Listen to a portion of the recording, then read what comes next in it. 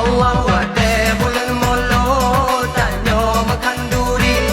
ke panghulen Nabi Muhammad Rasul Anbiya Allah ulung gemedike raya dengan ubud tanyo meselawat sambul bulan mulia Allah ibadatan ada kamu pakai lagi jamun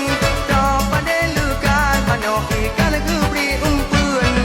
dunia mutun dek panggule molon kukun oh katro wate idang dume bayar ayu Allah wate bulan molo